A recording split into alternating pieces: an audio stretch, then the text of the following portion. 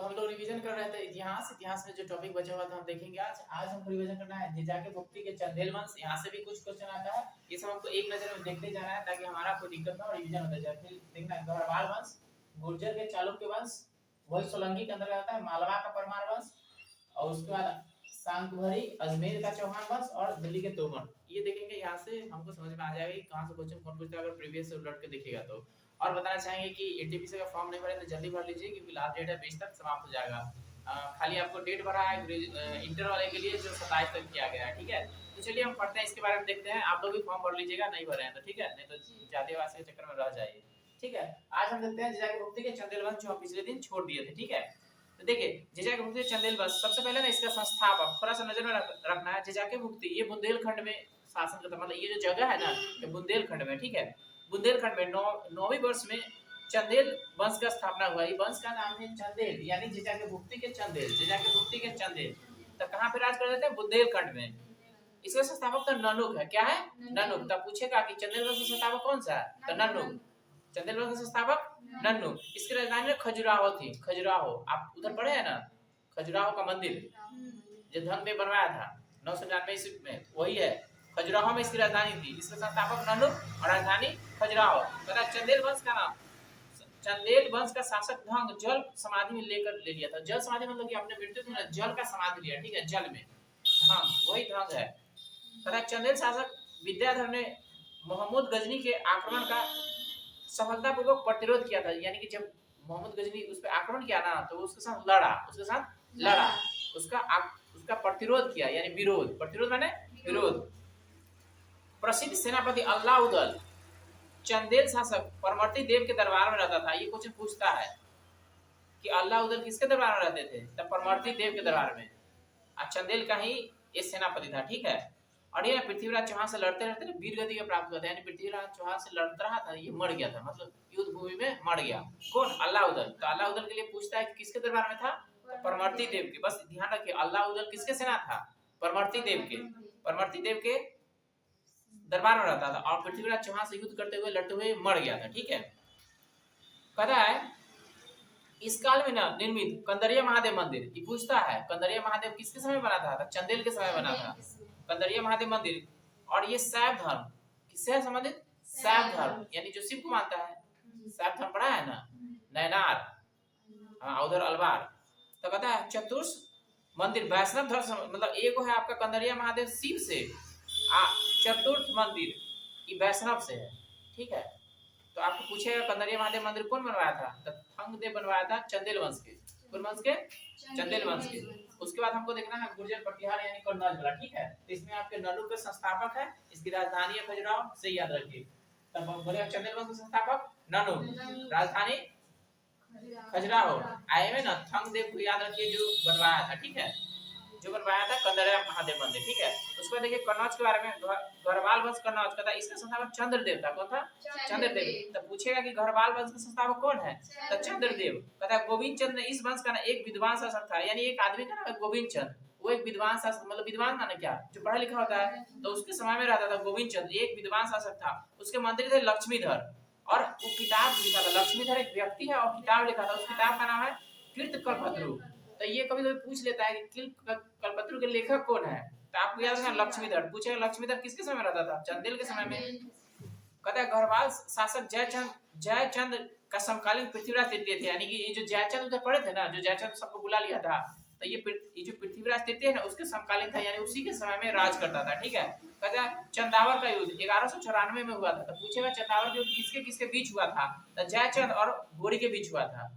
कहिए हुआ था 1194 में। तो आपको याद रखना है चंदावर का युद्ध कहीं हुआ था 1194 में। तो एक तरफ जयचंद था, एक तरफ गोरी था, और इसमें ना गोरी जीत गया था, जयचंद हार गया था, ठीक है। तो आपको पूछा चंदावर का युद्ध कहीं हुआ 1194 में, किसके किसके बीच हुआ? अब कौन जीत गया? गोरी जीत गया, और गोरी जीत गया और जयचंद हार गया। कहता है श्रीहर्ष जयचंद के दरबार में रहता था। एक लेखक है, लेखक श्रीहर्ष लेखक है, किसके दरबार में रहता था? जयचंद के, जिन्होंने निषेध चरित ग्रंथ, किताब का नाम है निषेध चरित ग्रंथ लिखा था, मतलब ये किताब का नाम है निषेध चरित। पूछेगा निषेध चरित कौन लिखा है? तो जयचंद। किसके दरबार में रहता था? हर्ष लिखा है, श्री हर्ष, इसका नाम है श्रीहर्ष, आई रहता था जयचंद के दरबार में। किताब का नाम है नैष चरित्र ग्रंथ, किताब का नाम है।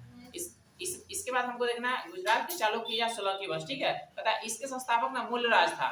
सोलंकी वंश के संस्थापक मूलराज, तो याद रखिएगा सोलंकी वंश के संस्थापक कौन है? मूलराज तथा अहिलवारा इसकी राजधानी थी। आप सबकी राजधानी देखते चल रहे हैं, इसकी राजधानी सोलंकी की राजधानी है अहिलवारा। तथा चालुक्य शासक भीम प्रथम के साथ 1025 में महमूद गजनी द्वारा सोमनाथ मंदिर पर आक्रमण किया था। यानी सोमनाथ मंदिर पर जब महमूद गजनी आक्रमण किया था ना, वहां का शासक भीम था, जो मोहम्मद गजनी जो मंदिर था ना उसको ना प्रोटेक्शन में यानी अपना सेना रख रखा था, ठीक है। सेना रख रखा था, तो भीम प्रथम की सेना से ना लड़ा था। कौन? गजनी। इसलिए ना भीम पर वो आक्रमण कर दिया था कि क्यों इसको प्रोटेक्शन करते हो तुम? किसको? उसको प्रोटेक्शन कर रहा था। किसको? मंदिर को, सोमनाथ मंदिर को। कहिए क्या था आक्रमण? 1025 में। ये पूछता है कि सोमनाथ मंदिर पर कब आक्रमण हुआ था? 1025 में। कौन किया था? गजनबी, मोहम्मद गजनबी। भीम प्रथम के मंत्री बीमल, उसका एक मंत्री था बीमल। भीम प्रथम के मंत्री बीमल दिलवारा के जैन मंदिर बनवाया था। तो ये पूछता है कि दिलवारा के जैन मंदिर कौन बनवाया था? तो इसको कहते हैं सामंत बीमल। क्या कहते हैं? क्योंकि उसका एक सामंत था, सामंत बीमल, ठीक है। परीक्षा में लिखेगा कि दिलवारा के जैन मंदिर कौन बनवाया है? सामंत बीमल, ठीक है। अब मोटेरा गुजरात में है। मोटेरा कहाँ है? मोटेरा में भी मंदिर है, ठीक है। मोटेरा गुजरात में है। यहाँ पे सूर्य मंदिर है। कौन सा? हाँ, तो मोटेरा गुजरात के सूर्य मंदिर का निर्माण सोलंकी शासक करवाया था। यही सोलंकी, ठीक है, जो इसके बारे में अभी पढ़ रही हो, ठीक है। तो पूछेगा मोटेरा के मंदिर कहाँ है? तो गुजरात में सूर्य मंदिर है। कौन सा मंदिर है? सूर्य मंदिर। कहते हैं चालुक्य शासन भीम द्वितीय ने कुछ स्रोतों के अनुसार और कुछ स्रोतों में मूलराज द्वितीय ने मोहम्मद गोरी को 1178 से 79 ने पराजित किया था। यानी कुछ पुस्तक में ये बात लिखा गया है कि भीम द्वितीय उसको हरा दिया था। किसको? गोरी को, ठीक है। तो इसके बाद हमको देखना है मालवा का परमार वंश। मालवा का परमार वंश, इसमें भी याद रखिए इसके संस्थापक कौन है। देखिए परमारों की राजधानी ना उज्जैन थी। परमारों की राजधानी उज्जैन थी। कालांतर में भोज परमार ने धार को राजधानी बनाया। नहीं, पहले था उज्जैन, अब बन गया धार। कौन लेके आया? राजा भोज, ठीक है। भोज 900 से 955 तक राज किया। परमार वंश का सर्वाधिक महत्वपूर्ण शासक था ये, मतलब शक्तिशाली, सबसे शक्तिशाली शासक था ये। वह शिक्षा और साहित्य का संरक्षक था। शिक्षा माने कि पढ़ाई लिखाई, साहित्य क्या जो लिखा गया है, रचना किया गया ग्रंथ, उसका ना ये संरक्षक था। उसने भोजपुर नगर की स्थापना की। एक नगर बनाया भोजपुर। तो आपको पूछेगा भोजपुर नगर कौन बनाया? तो राजा भोज। और एक सरस्वती मंदिर बनवाया। देखो पूरे इतिहास में ना ये राजा भोज है जो एक सरस्वती मंदिर बनवाता है, ठीक है। पूरे इतिहास में यही एक राजा है जो अपने दरबार में ना आपने जहाँ पे ये रहता है ना वहाँ पे एक सरस्वती मंदिर बनवाता है। तो ये बात याद रखिएगा। सरस्वती मंदिर का निर्माण कौन करवाया? राजा भोज, ठीक है। ये ने उपाधि लिया, इसकी उपाधि थी कविराज की। उधर कविराज समुद्र के ऊपर थे ना, बिना बजाते हुए दिखाया गया था। तो ये भी उपाधि लेता है कविराज की, ठीक है। तब कविराज की उपाधि कौन लिया? राजा भोज। कहता है परमार भोज की मृत्यु ना परमार भोज की मृत्यु को निरामलंबा सरस्वती कहा गया। मतलब कि वो जो सरस्वती का मंदिर बनाया था, जब उसके जैसे कि आप जब बौद्ध भगवान मर जाते हैं तो उसको क्या कहते हैं? महापरिनिष्क्रमण। तो यहाँ पे उसको कहा गया निरामलंबा सरस्वती, ठीक है। तो इसमें इतना ही मेन था। अब हमको देखना है चौहान वंश, ठीक है। अजमेर में जो राज किया था चौहान वंश, उसके बारे में देखेंगे। तो कह रहा है कि इस संस्थापक ना वासुदेव था। चौहान वंश का संस्थापक वासुदेव। हाँ, तो ये कहाँ राज किया था? अजमेर में। अजमेर कहाँ है? गुजरात नहीं, अजमेर राजस्थान में। अजमेर कहाँ है? अजमेर राजस्थान में। अजय राज ने अजमेर नगर की स्थापना किया। यानी अजमेर नगर कौन बसाया? अजय राज कौन वंश से है? चौहान वंश से।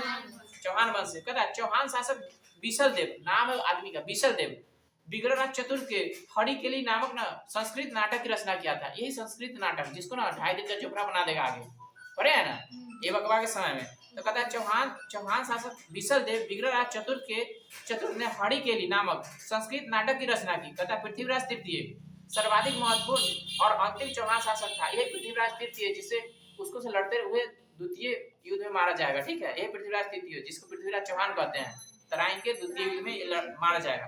तो पृथ्वीराज तृतीय सर्वाधिक महत्वपूर्ण तथा अंतिम चौहान शासक था। इसे पैपिरोथी कहा जाता है, मतलब इसका उपाधि है, ठीक है। कहता तराई के प्रथम युद्ध 1191 तराई के प्रथम युद्ध 1191 में इसने मोहम्मद गोरी को पराजित किया माने हरा दिया। यानी तराइन के प्रथम युद्ध में पृथ्वीराज तृतीय जीत जाता है और दूसरा में हार जाता है। और तराई का दूसरा युद्ध 1192 में पृथ्वीराज गोरी को पृथ्वीराज मतलब तराई के प्रथम युद्ध में पृथ्वीराज चौहान जीत गया, तराई के द्वितीय युद्ध में गोरी जीत गया, पृथ्वीराज चौहान हार गया। ठीक है, तो पृथ्वीराज तृतीय के दरबार में जय नायक, आदमी का नाम है जय नायक। ठीक है, चंद्रवड़ दाई रहते थे, एक है जयनायक और चंद्रवड़ दाई, जिन्होंने क्रमशः पृथ्वीराज विजय, तो जयनायक लिखा है पृथ्वीराज विजय किताब के नाम है, कौन लिखा है जयनायक, अब पृथ्वीराज रासो लिखा है चंद्रवड़ दाई। अब बहुत पूछता है कि पृथ्वीराज रासो के लेखक कौन है, तो आपको इसके बारे में याद रखना होगा। और छोटा सा है वो आपको दिल्ली की तोमर, इसके बारे में यही जानना है कि दिल्ली के संस्थापक है यही, दिल्ली के संस्थापक है यही। तो 736 ईस्वी में आनंद पाल ने दिल्ली में तोमर वंश की स्थापना किया, यानी तोमर वंश का संस्थापक कौन है, आनंद पाल, यही दिल्ली की ना स्थापना किया था। बस इसमें इतना ही आपको जानना है, ठीक है।